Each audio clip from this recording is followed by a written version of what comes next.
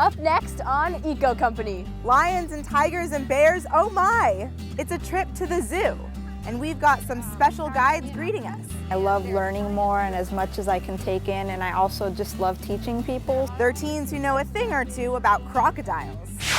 Plus, one-stop shopping for reused bikes.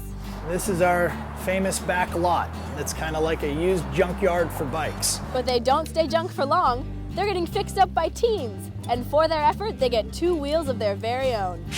Then it's off to the trails, a reward for a job well done. I've learned that nature is a very, very pleasant place, and you have to respect it. These young bike mechanics head out with trips for kids, and we're going along for the ride. And Girl Scouts to the rescue. Chop, chop, chop. Chopping, digging, and planting. It's important because it helps save all the animals that we care about. They're helping restore a habitat to save an endangered salmon. All that and more coming up on Eco Company.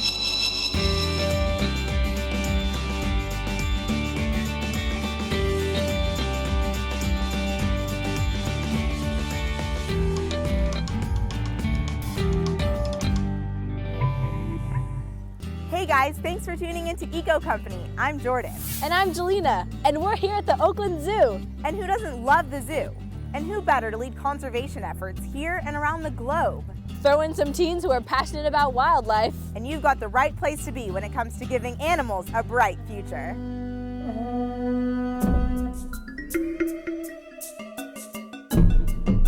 It's a wild kingdom out here. Animals every which way you look. But we're not in Africa. Or the jungles of South America either.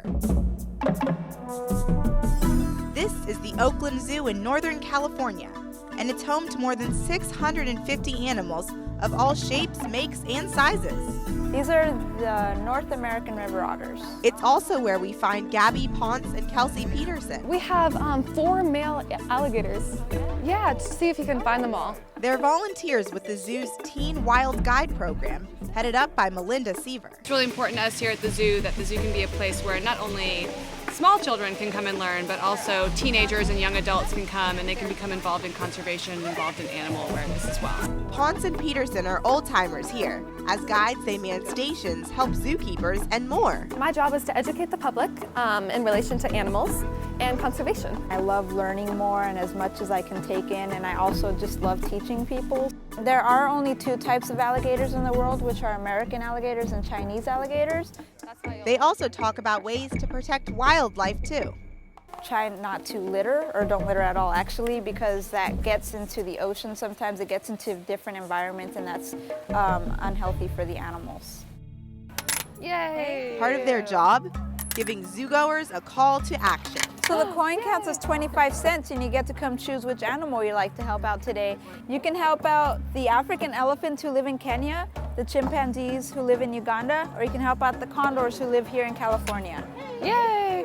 And did we mention they also get to travel? We do conservation trips every year where we go to visit places where the zoo has a conservation fund that we support. Myself and 17 others, we went to Uganda and Rwanda in East Africa.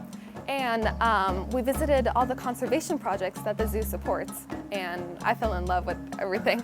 Right now, time for us to do some traveling of our own, and that's to Monkeyville. We're headed into the Squirrel Monkey exhibit. Now, I don't know what to expect, but I do know that I have to wear one of these. All right, let's go. Whoa. It takes just seconds to realize that in here, there's never a dull moment. And there's a lot going on. They're kind of all over the place. Zookeeper Chelsea Williams knows there's no such thing as quiet time here either. And they're very social animals, so they make lots of different noises. Where are they found around the world? The squirrel monkeys are found in the rainforests of South America. What type of food do squirrel monkeys eat? A wide variety of fruits and vegetables. We also feed them nuts and grains. We'll give them cereals, and we also give them bugs. Oh. Another reason they're so happy is because zookeepers keep them that way. It's something they call animal enrichment.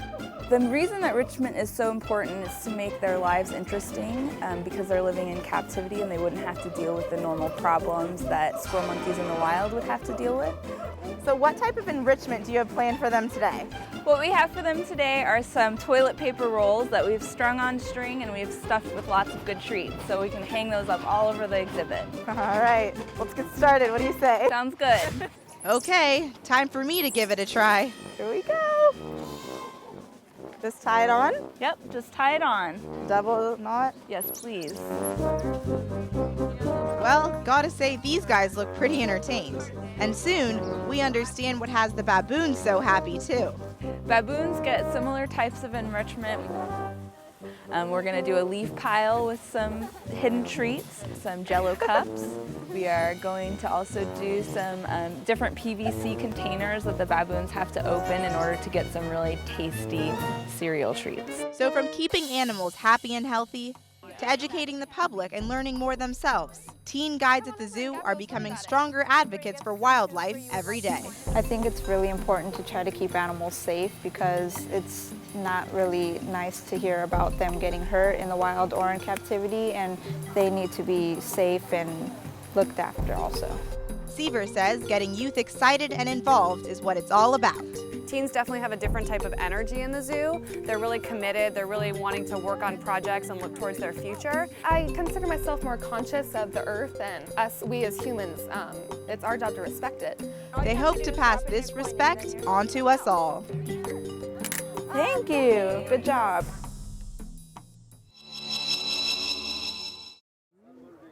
When your bike's seen better days and gets thrown out, what do you think happens to it? Well, a lot of them end up in our landfills, but one organization is trying to change all that. They're not only recycling old bikes and giving them new life. They're giving teens a chance to fix them and earn one in the process. Josh pays them a visit to see what it's all about. Biking and the environment, a great combination. We found one organization that's teaching kids about both. We're here at this warehouse to learn more about it. It's one-stop shopping for reused bikes. So this is our main parts room. This is wheels, forks, cranks, handlebars, pedals. Rows and rows of tires, spokes, and gear shifts. The Recyclery Thrift Shop in San Rafael, California has them all, and then some. People donate shoes, gloves, helmets, bikes, anything, and we sell it all. Store manager Andy Phelps says new or used, everything's welcome here. This is our famous back lot. It's kind of like a used junkyard for bikes. And if it's a fixer-upper, even better. What we do is we tune up bikes or anything that people can no longer use. We take and restore it and tune it up, and when we sell it, all the proceeds help take disadvantaged kids on mountain bike rides. The money supports the nonprofit Trips for Kids, which opens the doors of cycling to youth nationwide. Back at the warehouse, teens don't just get on bikes, they learn to repair them too. You could call 17-year-old Augustine Brasino an old-timer. He's been coming here 5 years. I've learned that working with bikes is not easy in the beginning, but once you get the hang of it, it's very simple. Brasino and teens like Byron Perez are just 2 of hundreds that come through here. I want to learn about fixing bikes and building my own, like fixing brakes, adjusting new bar brackets, new wheels, and everything. And there's a payoff too. Some eventually get hired on as employees. There's no wiggle, and it spins. You got it. I did. Yeah, nice. And they can all leave with their very own bike. Instructor Nova Hairston says it's called the Earn a Bike program. So they come in and they work on their own bikes. They also work on the customers' bikes of the community. And every hour that they work here, they get 2 credits. And then when they get enough credits, they can buy their own bike.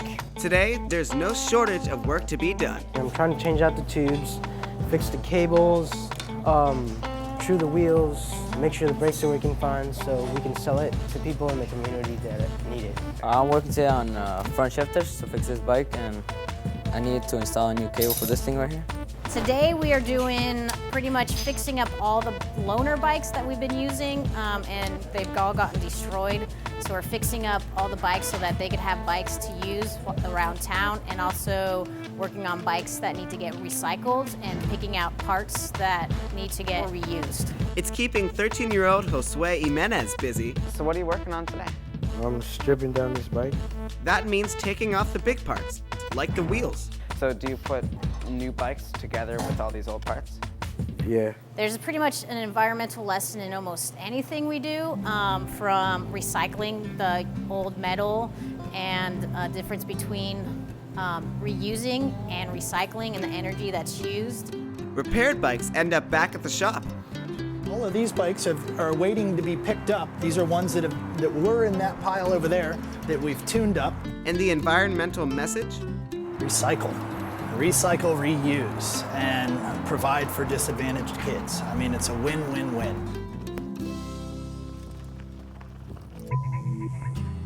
Coming up, Josh joins Trips for Kids for a bike ride through a national park. I've learned that it's more healthier than cars. It's a lot better for our environment, helps the environment, and helps our own bodies. It's a lesson you can't get in class. And later, Girl Scouts grab some tools. They're working to restore a stream where endangered salmon are struggling to survive. More Eco Company is straight ahead.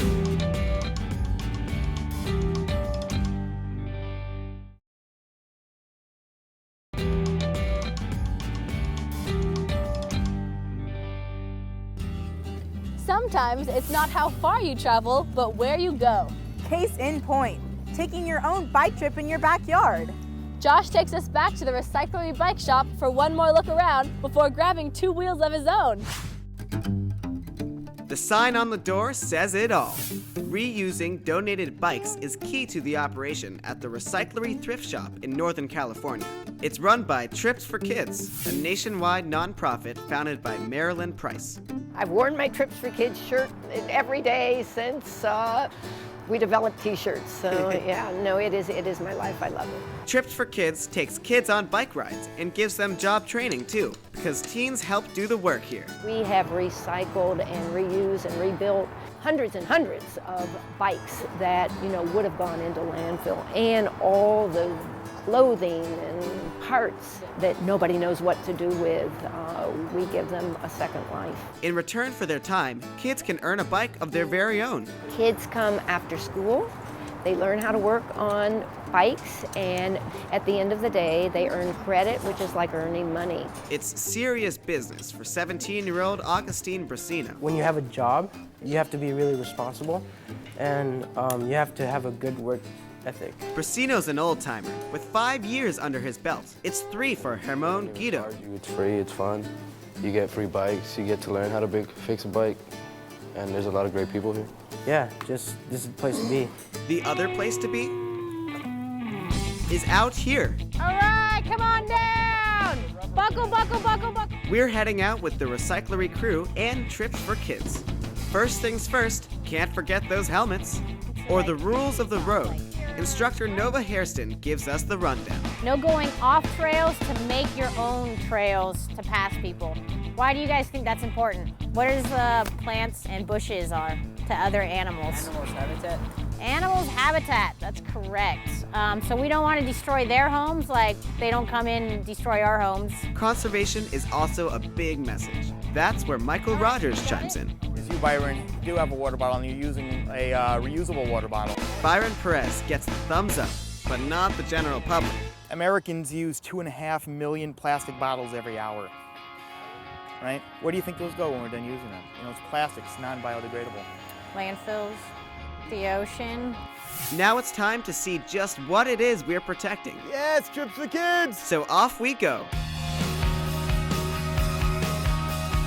Today's ride takes us through a national park where trees surround us everywhere. Well, the idea is to self-empower these young kids who would have no opportunity to get out and see some of this stuff, much less even know about it. When a kid learns something and he gets excited and then gets his bike fixed and goes out on a ride and then comes back and is excited, pretty much is what I love about this job. It's all about using the outdoors to get kids thinking about the environment. Just being out there, seeing the beauty of where you are, getting that message that our planet is in danger. Well, I haven't learned a lot, but I've learned that it's more healthier than cars. It's a lot better for our environment. It helps the environment, it helps our own bodies. I've learned that nature is a very, very pleasant place, and that you have to enjoy it, and you have to respect it. A while later, we reached the end of the road. The ride was really good. I get really tired, but I had a lot of fun. It's an experience Trips for Kids hopes they'll remember for a long time to come. We hope that they will want to continue exploring the outdoors in this fun way on their mountain bike. That was fun, and a great workout too. A nice way to get close to nature. Thanks, Trips for Kids, for a memorable experience.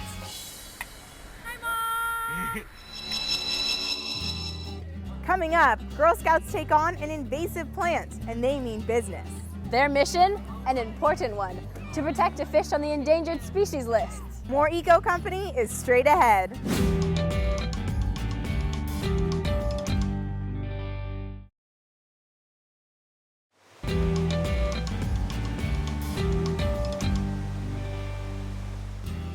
Hi guys, I'm here walking alongside the Lagunitas Creek in Northern California, a major spawning site for Coho salmon. But this environment has been changing, and not always for the better. A little ways up the creek, some Girl Scouts are working to do something about it. It's a great day to be out in the sunshine, and these Girl Scouts know it. Yeah, I love being outdoors. Sunny skies, green views everywhere you look, even a nearby creek.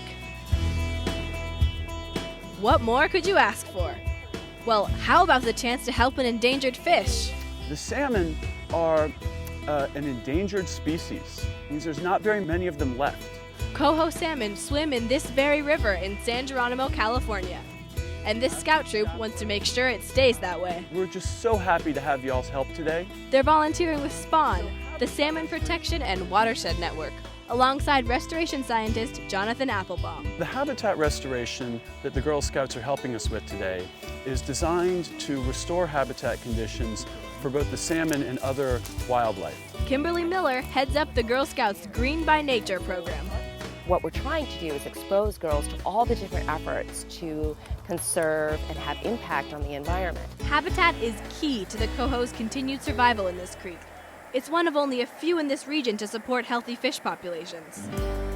Many streams in the Bay Area no longer have spawning at all, and some have far fewer fish. Threats to salmon, like overharvesting, are something these young women, like Leah Dinate, aren't just here to learn about, but do something about too. It's important because it helps save all the animals that we care about. SPAWN intern Kelsey McInnes helps organize volunteer efforts like this one. It's important that we make sure that this habitat is preserved for the salmon and also for our future generations to enjoy it. Today, it's about saving the salmon by getting this area back to its natural state. First up, that means clearing out this stuff. Himalayan blackberry is very aggressive, and once it gets established, almost nothing else can grow there.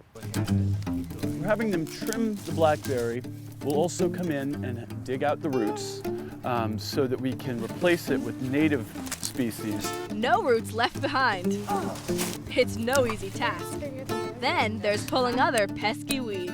Chop, chop, chop, and then pull them out. It's all work that requires gloves, tools, and as high school junior Emily Estelita knows, a careful hand. It's a lot of work, but it's worth it because I like seeing, because when you clear out everything, then you see all the work that you've done, so it's really nice to see all that come together.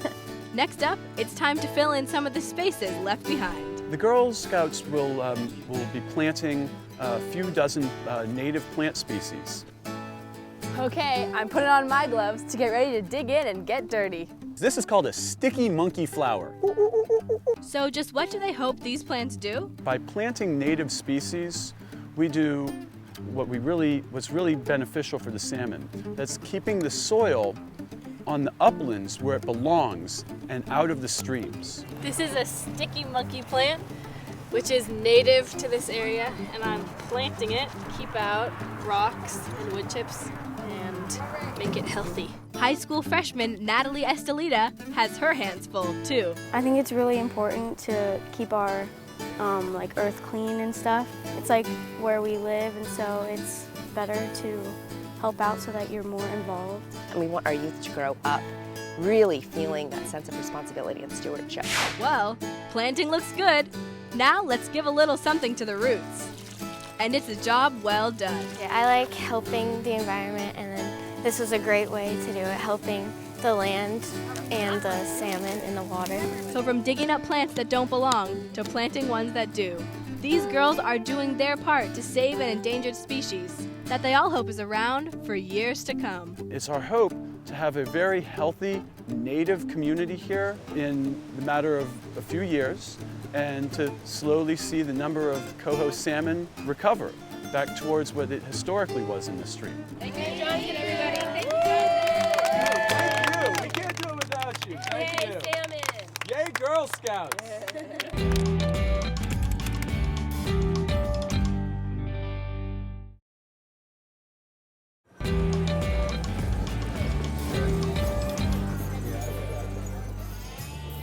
Well, that wraps up another episode of Eco Company. Thanks for joining us. For more information on the stories in the show, or to give us your feedback, visit our website at eco-company.tv. And don't forget, you too can be a part of the solution. We'll see you next time on Eco Company. What do you say we go catch this train? Yeah.